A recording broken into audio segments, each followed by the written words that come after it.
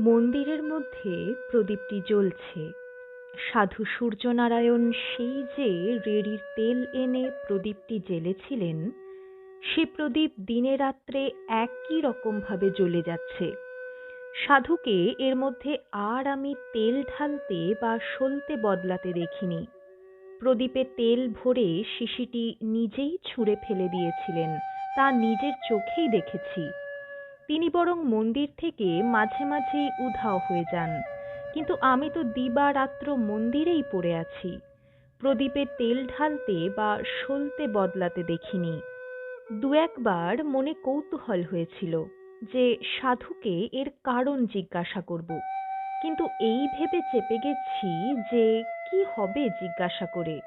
ইনিও হয়তো সেই আলেখপন্থী মহাত্মার মতন উত্তর দেবেন, साधुओं के झोली में जो रिद्धि सिद्धि रहता है, ये चिराग उसी के प्रभाव से अनिर्वाण जल रहा है। তবুও শেষ পর্যন্ত কৌতূহল চাপতে পারলাম না। তাকে জিজ্ঞাসা করলাম, মহাত্মা পল্টু দাসজি দশম দুয়ার বা আজ্ঞাচক্রের পরিচয় দিতে গিয়ে বলেছেন, উল্টা কুয়া গগন মে জলে চিরাগ কি জ্যোত। অর্থাৎ সেখানে সেই দ্বিদল পদ্মে সূক্ষ্মাকাশে এক উল্টানো কুয়া আছে, তার মধ্যে এক অনির্বাণ দীপশিখা দিবারাত্র জ্বলছে, বিন তেল বিন বাতি। কিন্তু আপনি যে সাধুজি এই মাটির পৃথিবীতেই বিন তেল বিন বাতি এক আশ্চর্য প্রদীপ জ্বেলে দিয়েছেন মন্দিরের মধ্যে, তা কিছুতেই নিভছে না। ये क्या आपके रिद्धि सिद्धियों के प्रभाव से है? नहीं जी, ये हमारा गुरु महर्षि मधुमंगल जी के प्रताप से है। আমরা দুজনেই বেরিয়ে নর্মদা স্পর্শ করে এলাম। সাধুজি সেই ভাঙা কড়াইয়ের উপর কাঠ দিয়ে আগুন জ্বালালেন। কড়াইয়ের দুদিকে দুজনে বসে আগুন পোয়াতে লাগলাম। তিনি আমাকে জিজ্ঞাসা করলেন, এই আজব ও অত্যাশ্চর্য সৃষ্টি কোথা থেকে এলো? এই যে জীবজগতের লক্ষ কোটি প্রাণী, তাদের আলাদা আলাদা প্রকৃতি, কি কি উপাদানে তৈরি হয়েছে? এই যে দিনরাত্রি, সূর্যের উদয় ও অস্ত কিভাবে নিয়ন্ত্রিত হচ্ছে, কিভাবেই বা সকল কিছুর মধ্যে একটা সুনির্দিষ্ট নিয়ম ও শৃঙ্খলা বজায় রয়েছে, এ সম্বন্ধে বেদ কি বলেন? আমি বললাম, বেদে কোথাও সৃষ্টিতত্ত্ব বা সৃজন প্রণালী নিয়ে কোনো বিস্তারিত তথ্য নেই। মহর্ষি কপিল প্রণীত সাংখ্য দর্শনে বরং এ বিষয়ে বলা হয়েছে যে আদিতত্ত্ব পুরুষ, পুরুষ হতে প্রকৃতি, প্রকৃতি হতে মহৎ তত্ত্ব, মহৎ তত্ত্ব হতে বুদ্ধি, সূক্ষ্ম পঞ্চতন্মাত্র, পঞ্চতন্মাত্র হতে পঞ্চমহাভূত, ক্ষিতি, অপ, তেজ, মরুত, বোম ইত্যাদি পঞ্চীকরণের নিয়মানুসারে উৎপন্ন হয়েছে। বৈদিক ঋষিরা এ বিষয় নিয়ে কোনো মাথা ঘামাননি। বেদের বাণী হল অমৃতের বাণী। মানুষের চেতনায় সে জাগাতে চেয়েছে। লোকোত্তর বীর্য মানুষের প্রাণে জাগাতে চেয়েছে স্বাধিকারের চেতনা। তার কৃতিকে করতে চেয়েছে দিব্য ক্রতুর জ্যোতিতে দীপ্ত। দুলোক হতে আনতে চেয়েছে অমৃতের স্পন্দন। মর্তবাসীর কাছে ঘোষণা করেছে যে তমসার পরপারে আদিত্যবর্ণ এক মহান পুরুষ আছেন, তাকে জানলেই জীবনে কৃতকৃত্য হওয়া যায়। বৈদিক ঋষিদের ধ্যান চেতনায় শতই উদ্ভাসিত হয়েছিল যেসব মন্ত্র, সেই সব মন্ত্রের তাঁরা দ্রষ্টা, স্রষ্টা নন। আপনার মতো বৈদিক ঋষিরাও একদিন সেই সুদূর অতীতে প্রশ্ন তুলেছিলেন, কো অধ্যা বেদ কা ইহা প্রবোচত, কুতঃ অজাতা কুত ইয়ং বিসৃষ্টিঃ। কেই বা জানে, কেই বা বলতে পারবে এই বিসৃষ্টি, এই বিচিত্র বিশাল সৃষ্টি কোথা হতে, কাহা হতে এসেছে? তাদের মনে হয়েছে কোথায় এই সৃষ্টির উৎস হয়তো দেবতারা জানেন, কারণ তাঁরা তো প্রায় সর্বজ্ঞ। কিন্তু সেখানেও শঙ্কা জেগেছে, দেবতারাই বা জানবেন কিভাবে? তাঁরা তো সৃষ্টির পূর্বে ছিলেন না। অতএব সৃষ্টিতত্ত্ব রহস্যই রয়ে গেছে। বর্তমানে পাশ্চাত্যের সবজান্তা সাহেব বাবুরাও ল অফ ক্রিয়েশনকে রহস্য বলতে শুরু করেছেন, the riddle of the universe. বৈদিক ঋষি অঘমর্ষণ বরং সৃষ্টি রহস্যের তত্ত্ব উদ্ঘাটন করতে গিয়ে বলেছেন, হিরণ্যগর্ভ পরম পুরুষের তপস্যা হতেই এই বিশ্বভুবন জাত। ঋতং চ সত্যং চাভিত্থাৎ তপসোऽধ্যজায়ত ততো রাত্রি অজায়ত ততঃ সমুদ্রোর্ণবঃ সমুদ্রাৎ অর্ণবাদধি সংবৎসরো অজায়ত अहोरात्राणि विदधत् विश्वस्य मिषतो वशि सूर्याचन्द्रमसो धाता यथा पूर्वसङ्कल्पयत् दिवं च पृथिवीं चान्तरिक्षमथो स्वः।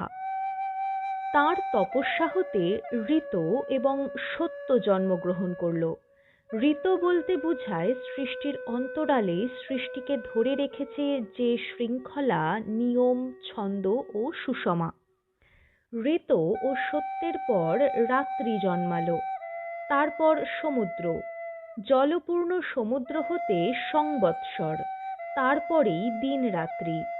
সৃষ্টিকর্তা যথাসময়ে সূর্য ও চন্দ্র সৃষ্টি করলেন, তারপরে প্রকট করলেন স্বর্গ, পৃথিবী ও আকাশকে। কথা বলতে বলতেই দেখলাম সাধু সূর্যনারায়ণ নির্বাত নিষ্কম্প দীপশিখার মতো একেবারে স্থির হয়ে গেছেন। আর কোনো কথা বলা বৃথা, কাজেই কম্বল মুড়ি দিয়ে শুয়ে পড়লাম। সকালে ঘুম ভাঙতে দেখি সাধুর শয্যা শূন্য। তিনি যথারীতি সকালে উঠেই কোথায় চলে গেছেন।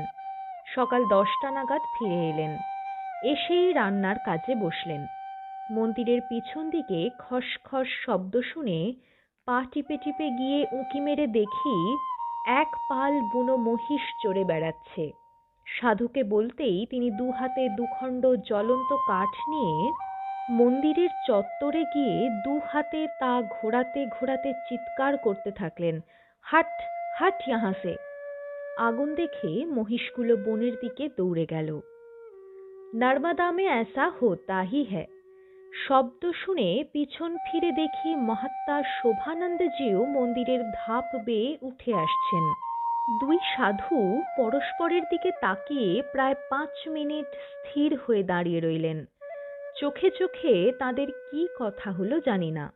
আমার মনে পড়ল কবিরজির জীবনের একটি ঘটনা। সামারখান্দ থেকে এক সিদ্ধ ফকির এসেছিলেন কবিরের সঙ্গে দেখা করতে। কবির তখন কাশীতে। তিনি তা জানতে পেরে সশিষ্যে গিয়েছিলেন বোম্বাই। তখন ট্রেন ছিল না। প্রায় 1 মাস কাল উটের পিঠে চড়ে কবির গিয়ে পৌঁছলেন বোম্বাই। ফকিরের জন্য অপেক্ষা করতে লাগলেন সমুদ্রের ধারে। ফকিরের সঙ্গেও কয়েকজন তাঁর শিষ্য ছিল। ফকির জাহাজ থেকে নেমেই দ্রুত পদে এসে কবির সাহেবের কাছে বসলেন। উভয় মহাত্মার শিষ্যরা আশা করেছিলেন তাদের মধ্যে নিশ্চয়ই কোনো উঁচু দরের তত্ত্ব বা যোগ রহস্য নিয়ে আলোচনা হবে, তাঁরা তা শুনতে পাবেন। কিন্তু হায়, ঘণ্টার পর ঘণ্টা তাঁরা নির্বাক হয়ে বসে রইলেন। পরে সহসা উঠে ফকির চলে গেলেন জাহাজের দিকে, আর কবির উটে চড়ে বোম্বাই ত্যাগ করলেন, ফিরে চললেন কাশী। এই ঘটনা ঐতিহাসিক সত্য কিনা আমার জানা নাই, তবে এইরকম বিস্ময়কর ভেট ও আলাপের ধারা থেকে বোঝা যায় মুখের ভাষাই একমাত্র বাক্যালাপের বাহন নয়। উচ্চকোটির মহাত্মাদের কাছে মৌনতাও আলাপনের অধিকতর জীবন্ত মাধ্যম। Silence is sometimes more eloquent than speech. সূক্ষ্মাতিসূক্ষ্ম ভাবপ্রকাশে মৌনতাই বেশি মুখর হয়। 5 মিনিট কাল স্তব্ধ থাকার পর উভয়ে আলিঙ্গনাবদ্ধ হলেন। শোভানন্দজি আমাকে বললেন, নারদঘাটে প্রায় 10 জন পরিক্রমাবাসী এসে ডেরা নিয়েছেন। তাই চলে এলাম। মান্দালা পর্যন্ত আমি তোমার সঙ্গেই থাকব, তারপর একলা ফিরে আসবো এখানে। সারাদিন তিনজনে খুব আনন্দে কাটল। গঙ্গাবাহ তীর্থে প্রায় 7 দিন থাকা হলো। সাধু সূর্যনারায়ণ ঘোষণা করলেন, বিহান মে যাত্রা করেঙ্গে। তথাস্তু। এক ফাঁকে শোভানন্দজিকে চুপি চুপি জিজ্ঞাসা করলাম, প্রদীপে একটা মাত্র সলতে আর একটুখানি রেড়ির তেল ঢালা হয়েছে, আজ 7 দিন ধরে জ্বলছে, এটা কি ব্যাপার? শোভানন্দজির সংক্ষিপ্ত উত্তর পেলাম, नर्मदा में ऐसा होता ही है, ये सूर्य नारायण जी का विभूति का खेल है। পরদিন সকালে কুয়াশার মধ্যেই আমরা নর্মদার ধার ধরে পশ্চিম দিকে যাত্রা করলাম। আজ আমার মনে কোনো অজানা আশঙ্কা এসে দানা বাঁধছে না। ভুল পথে গিয়ে মহারণ্যের মধ্যে হারিয়ে যাবার ভয় নাই। আমার আগে পিছে দুজন নর্মদা তীর্থের অভিজ্ঞ মহাত্মা। পথের প্রকৃতি একই, সেই দুর্গম জঙ্গল, শাল, সাজা, আবলুস, বহেরা, হরিতকি, বট, অশ্বত্থের গায়ে গায়ে জড়ানো দুর্ভেদ্য পাহাড়ি পথ, কাঁকড়ময়। প্রায় 3 ঘন্টা হাঁটার পর মনে হলো অন্ধকার যেন আরো নিবিড় হলো। নিস্তব্ধ বনপ্রকৃতি আরও যেন নিস্তব্ধ হলো। নিজেদের শ্বাস প্রশ্বাসও যেন পরস্পর শুনতে পাচ্ছি। আকাশে বাতাসে যেন একটা ভয়ের আভাস অঙ্গ প্রত্যঙ্গের উপর দিয়ে শিরশির করে বয়ে যাচ্ছে। দুজন সাধুই বলে উঠলেন, শের। বুনো কুকুর ও কতকগুলো বুনো শেয়ালের আর্তনাদ শুনতে পেলাম। তারা যেন কাঁদছে। তাদের স্বাভাবিক ঘেউ ঘেউ বা হুক্কা হুয়া রব এ নয়, বহু দূর হতে তাদের করুণ কান্নার স্বর ভেসে আসছে। গাছপালার ভিতরে একটা আলোড়ন দেখা দিল। বন্য জীবজন্তুর একটা সিক্সথ সেন্স আছে।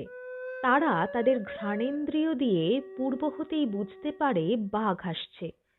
বন জঙ্গল ভেদ করে তারা দৌড়ে পালাচ্ছে। দুজন সাধু সঙ্গে সঙ্গে আমাকে মাঝখানে রেখে একটা গণ্ডি টানলেন। গণ্ডির মধ্যে দাঁড়িয়ে দুজনেই জপ করতে লাগলেন, রেবা রেবা। আধ ঘন্টা থাকার পর দুজনেই একসঙ্গে বলে উঠলেন, কোই ডর নেহি, दूसरे रास्ते से शेर चला गया। আবার হাঁটতে লাগলাম। ক্রমে দেখলাম জঙ্গল যেন পাতলা হচ্ছে। কুজ্ঝটিকাও ধীরে ধীরে কেটে যাচ্ছে। নর্মদার স্বচ্ছ ধারাও দৃষ্টিপথে স্পষ্ট থেকে স্পষ্টতর হচ্ছে। প্রচণ্ড শীতের জন্য জলের উপর স্বরের মতো আস্তরণ পড়েছে।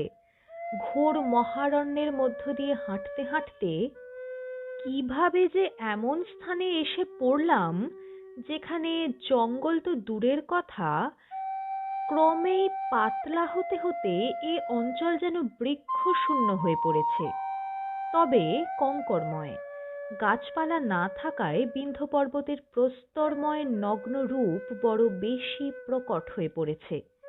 হাঁটতে কষ্ট হচ্ছে, কারণ জঙ্গলের মধ্যে পাথরের উপর পাতার স্তূপ পড়ে থাকায় পাথরগুলো পায়ে বিঁধত না, কিন্তু এখন খালি পায়ে পাথরের খোঁচা বেশি করে অনুভব করছি। বেশিক্ষণ কষ্ট করতে হলো না। শীঘ্রই একটা কঙ্করময় পথের উপর পরিক্রমাবাসীদের চলার পথের সন্ধান পেলাম। পায়ে পায়ে চলার দাগ, খুবই সংকীর্ণ হলেও সেই দাগে দাগে সাবধানে পা ফেললে হাঁটতে তত বেশি কষ্ট হয় না। প্রায় বেলা 2টো নাগাদ আমরা এমন স্থানে এসে পৌঁছলাম যেখান হতে দেখতে পেলাম পাহাড়ের উপর দিয়ে একটি ছোট নদী ঝর্ণার আকারে এসে নর্মদার সঙ্গে মিলেছে। শোভানন্দজি বললেন, ये है कन्हैया नदी, नर्मदा में आकर संगत हुआ, इसलिए इस स्थान का नाम है कन्हैया संगम। दूर में पहाड़ के ऊपर जो मंदिर दिखाई देता है वही है दशाश्वमेधिक तीर्थ। साधु सूर्यनारायण बोलेन, हम लोग आज उधर ही ठहरेंगे। অনেক প্রশ্ন মনে ভিড় করেছে, কিন্তু পথশ্রমে এতই ক্লান্ত যে এখন একটু পা ছড়িয়ে বসবার আস্তানা পেলেই বেঁচে যাই। যাই হোক, একটু পরেই নর্মদা ঘাটের উপরে সেই শিব মন্দিরে এসে পৌঁছলাম। আসা মাত্রই মন্দিরের পৈঠায় গাঁঠরি ফেলে সাধু সূর্যনারায়ণজি কাঠকুটো সংগ্রহ করতে ব্যস্ত হয়ে পড়লেন। শোভানন্দজি গেলেন নর্মদাতে স্নান করতে। একটু পরে সূর্যনারায়ণজি ফিরলেন এক বোঝা কাঠ নিয়ে। কাঠ ফেলে দিয়েই তিনিও নর্মদাতে নামলেন। শোভানন্দজি স্নান করে এসে রুটি তৈরি করতে চেয়েছিলেন, কিন্তু সূর্যনারায়ণ তাকে নিরস্ত করে নিজেই তার ঝুলি থেকে গম, জোয়ার, মাকাইয়ের দানা বের করে খিচুড়ির মতো কোনো বস্তু রান্না করতে বসলেন। আমিও স্নান করে এলাম। মন্দিরে ঢুকে দেখি শোভানন্দজি এর মধ্যেই মন্দিরটা পরিষ্কার করে তিনজনের আসন মন্দিরের 3 কোণে পেতে ফেলেছেন। শিবলিঙ্গের কাছে বসে জপ করছেন। আমি শিবের মাথায় নর্মদার জল ঢেলে প্রণাম করলাম। ভোগ নিবেদন এবং প্রসাদ প্রাপ্তির পর সূর্যনারায়ণজি তাঁর অভ্যাস মতো পার্বত্য পথে কোথাও দ্রুত অন্তর্হিত হলেন। শোভানন্দজি মন্দিরের বাইরে বসে গঞ্জিকা সেবনে রত হলেন। সন্ধ্যা হয়ে আসছে। আমি কম্বল মুড়ি দিয়ে শুয়ে পড়লাম। পায়ে গায়ে অসম্ভব টাটানি ব্যথা। যন্ত্রণায় কাতরাতে কাতরাতে কখন যে ঘুমিয়ে পড়েছি জানি না। যখন ঘুম ভাঙল তখন বুঝলাম রাত অনেক হয়ে গেছে। 2 সাধুই নিজেদের শয্যায় বসে জপ করছেন। যথারীতি একটি প্রদীপ জ্বালা হয়েছে। গঙ্গাবাহু ঘাটের সেই ভাঙা কড়াইটিতে কাঠের আগুন ধিকি ধিকি করে জ্বলছে। আমি উঠে বসলাম। একটু পরেই 2 সাধুও বুত্থান করলেন বলে মনে হলো। সূর্যনারায়ণজিকে আমি জিজ্ঞাসা করলাম, কাশীতে দেখেছি দশাশ্বমেধ ঘাট। ব্রহ্মা নাকি সেখানে 10টি অশ্বমেধ যজ্ঞ করেছিলেন। এখানে কোন মহাত্মা বা মহারাজা দশাশ্বমেধ যজ্ঞের অনুষ্ঠান করেছিলেন, দয়া করে বলবেন কি? नहीं जी, इधर कोई अश्वमेध यज्ञ का अनुष्ठान नहीं हुआ। তবে এখানে স্নান করলে 10 অশ্বমেধ যজ্ঞের ফল লাভ হয়। এজন্য নর্মদার এই ঘাটকে বলা হয় দশাশ্বমেধিক তীর্থ। যুধিষ্ঠির তীর্থ ভ্রমণকালে নর্মদা তটের এই ঘাটের মহিমা শুনে মার্কণ্ডেয় মুনিকে বলেছিলেন, অশ্বমেধ যজ্ঞ বহু ব্যয়বহুল। এই যজ্ঞের দক্ষিণাও বহু। সাধারণ লোকের পক্ষে তার অনুষ্ঠান অসম্ভব। তারা এখানে এসে স্নান করলে কিভাবে 10টি অশ্বমেধ যজ্ঞের ফললাভ করবে তা শুনতে অদ্ভুত লাগছে। তার উত্তরে মার্কণ্ডেয় মুনি তাকে জানালেন, তোমার মতো এই প্রশ্ন স্বয়ং গৌরী জিজ্ঞাসা করেছিলেন মহেশ্বরকে। মহেশ্বর তাকে সঙ্গে নিয়ে ভ্রমণ করতে করতে এই দশাশ্বমেধিক তীর্থে অঞ্জলিবদ্ধ হয়ে এই তীর্থকে পুনঃ পুনঃ প্রণাম করতে থাকেন। দশাশ্বমেধিকং তীর্থং দৃष्ट्वा দেবো মহেশ্বরঃ তীর্থং প্রত্যঞ্জলিং বদ্ধ্বা নমশ্চক্রে ত্রিলোচনঃ। রেওয়াখণ্ডম 180 অধ্যায়। তা দেখে মা গৌরী অতি বিস্মিত হয়ে বলতে থাকেন, আপনি স্বয়ং চরাচরের নমস্য পরম দেবতা হয়ে এই তীর্থকে কৃতাঞ্জলি পুটে প্রণাম করছেন, এ তো বড় ভয়ানক কথা। দেবাদিদেব বললেন, বিস্মিতা হয়ো না, স্বয়ং তুমি এই তীর্থ ফল প্রত্যক্ষ করো। এই বলে তিনি একজন রুগ্ন শীর্ণ বৃদ্ধ ব্রাহ্মণের বেশে ঘাটের কাছে উপস্থিত হয়ে বেদ মন্ত্র উচ্চারণ করলেন। ওই ঘাটে তখন অনেক ব্রাহ্মণ স্নান তর্পণ আদি করছিলেন। শিবের উদাত্ত বেদধ্বনি শুনে এক ব্রাহ্মণের খুব ভক্তি হল। তিনি তাঁর গৃহে তাকে মধ্যাহ্ন ভোজনের জন্য শ্রদ্ধা সহকারে অত্যন্ত বিনয়ের সঙ্গে আমন্ত্রণ জানালেন। কিন্তু ব্রাহ্মণ বেশি শিব তাকে বললেন, 10টি অশ্বমেধ যজ্ঞের ফল দক্ষিণা স্বরূপ না দিলে কারো বাড়িতে নিমন্ত্রণ স্বীকার করি না। এই কথা শুনে ব্রাহ্মণ খুব চিন্তিত হয়ে পড়লেন। পরে শাস্ত্রবাণী ও ঋষিমুনিদের প্রসঙ্গ তাঁর স্মরণে এলো। তিনি দেবাদিদেবকে বললেন, ব্রাহ্মণ, আমার প্রত্যাগমন পর্যন্ত দয়া করে অপেক্ষা করুন। এই কথা বলে তিনি দশাশ্বমেধিক তীর্থে বসে জপ, হোম, দান, পূজাদি সেরে এসেই ছদ্মবেশী শিবকে বললেন, দয়া করে আপনি গাত্রোত্থান করুন। আমি দশাশ্বমেধ সম্পন্ন করে এলাম। আপনি দয়া করে ভোজন করবেন চলুন। আমি দশাশ্বমেধ যজ্ঞের ফল আপনাকে দক্ষিণা স্বরূপ সমর্পণ করব।